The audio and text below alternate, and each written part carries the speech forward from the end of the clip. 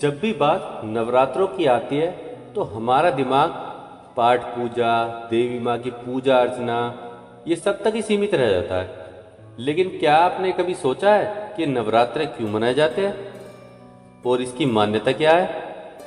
तो दोस्तों, स्वागत है आपका आपके YouTube चैनल कहानियाँ रास पर। तो सदियों से हम नवरात्रों का त्यौहार मनाते आ रहे हैं और व्रत रखते हैं। देशों के अलग अलग हिस्सों में अलग अलग तरीकों से यह त्यौहार मनाया जाता है।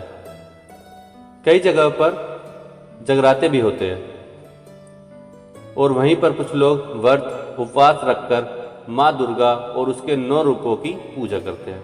इन नवरात्रों के पीछे जुड़ी एक पौराणिक कथा है। बहुत समय पहले एक महिषासुर नाम का बड़ा ही शक्तिशाली राक्षस था और वह अमर होना चाहता था, और उसी इच्छा से वह ब्रह्मा जी की तपस्या करने लग गया। उसने बहुत ही कठोर तपस्या की और ब्रह्मा जी को प्रसन्न किया। ब्रह्मा जी ने उन्हें दर्शन दिए और दर्शन देकर बोले, बताइए तुम्हें क्या वर चाहिए। महिषासुर ने ब्रह्मा जी से अमर होने का वरदान मांग लिया।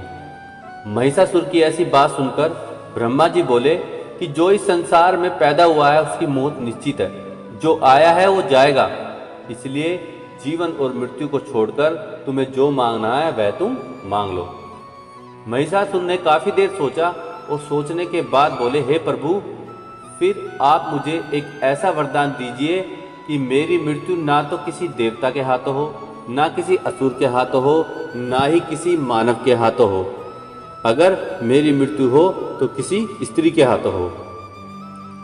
महिषासुर की ऐसी बात सुनकर ब्रह्मा जी ने उन्हें तथास्तु कह दिया और वहां से चले गए।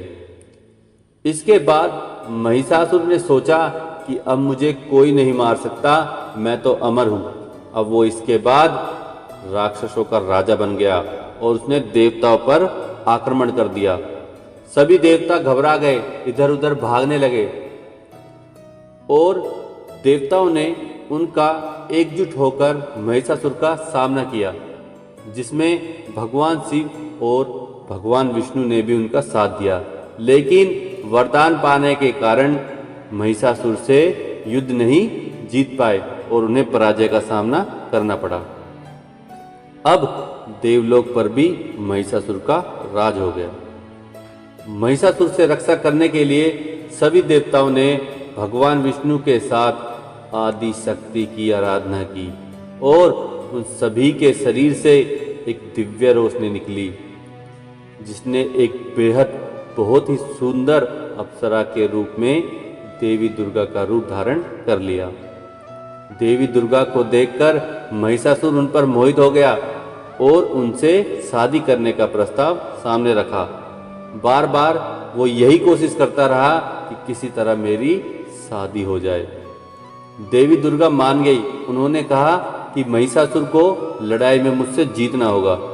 महिषासुर मान गया और फिर लड़ाई शुरू हुई और वह लड़ाई 9 दिनों तक चली। फिर 10वें दिन देवी दुर्गा ने महिषासुर का अंत कर दिया और देवताओं को उनका राजपाट वापस मिल गया। और महिषासुर के अंत के बाद तभी से यह नवरात्रि का पर्व मनाया जाता है। तो दोस्तों, कहानी अच्छी लगी हो तो प्लीज़ लाइक एंड सब्सक्राइब जरूर कर देना, ताकि आने वाली वीडियो आप तक पहुंच सके। थैंक यू, धन्यवाद।